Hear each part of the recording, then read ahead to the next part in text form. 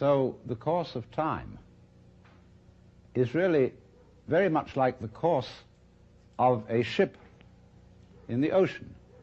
Because here's the ship, you see, and it leaves behind it a wake.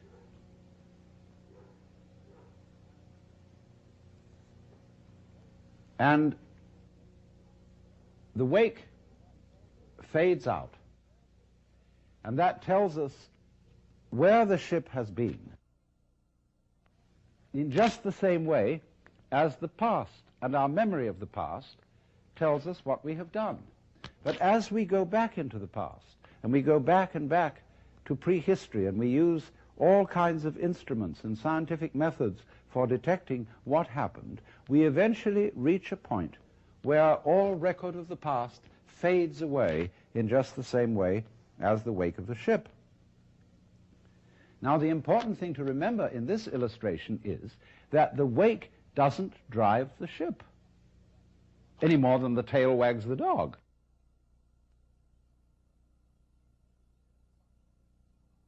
Supposing there's a neurotic, difficult child, and one school of thought used to say, well, bang him about, beat him up, and maybe he'll change. But then they said, oh no, that's not fair to the child to beat him up because it was his parents. They didn't bring him up properly. And so then they say, well, punish the parents. Well, the parents say, excuse me, but our parents were neurotic too, and they brought us up badly, so we couldn't help what we did.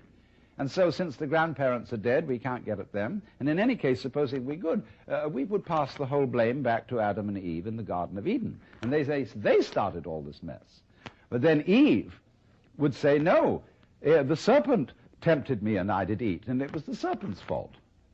Well, you know, when God, in the story of Genesis, asked Eve, didst thou eat the fruit of the tree whereof I told thee thou shouldst not eat?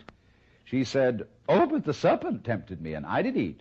And God looked at the serpent, and the serpent didn't make any excuse. He probably winked. Because the serpent, being an angel, was wise enough to know where the present begins. So you see, if you insist on being moved, being determined by the past, that's your game.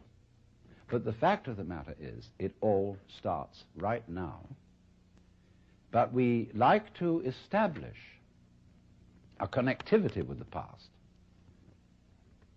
because that gives other people the impression that we're sane. If you ask me then, why am I talking? Well, I could say I'm making a living this way, or I have a message that I want to get across to you. But that is not the reason.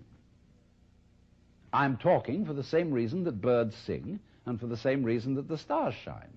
Well, I could go on answering all sorts of questions about human motivation and psychology, but they wouldn't explain a thing, because explaining things by the past is really a refusal to explain them at all.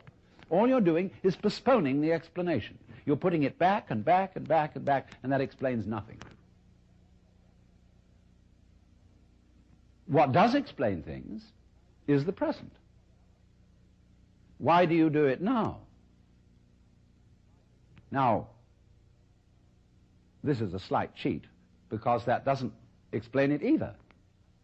Because what happens now, just as the sound comes out of silence, all this comes out of nowhere.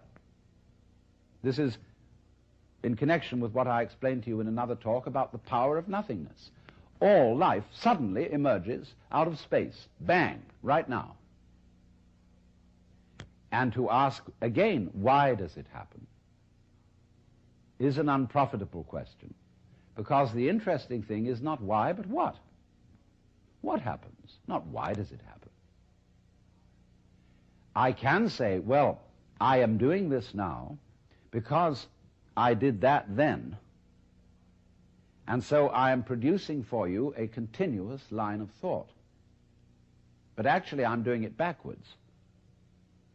I'm doing it always from now and connecting up what I do now with what I did so that you can see a consistent story. If I define myself as the whole field of events, we'll say the organism-environment field, which is the real me, then all the things that happen to me may be called my doing. And that is the real sense of karma. But when we speak about freedom from karma, freedom from being the puppet of the past, that simply involves a change in your thinking. It involves, in other words, you're getting rid of the habit of thought whereby you define yourself as the result of what has gone before, and instead get into the more plausible and more reasonable habit of thought, in terms of which you don't define yourself in terms of what you've done before, but in terms of what you're doing now. And that is liberation from the ridiculous situation of being a dog wagged by its tail.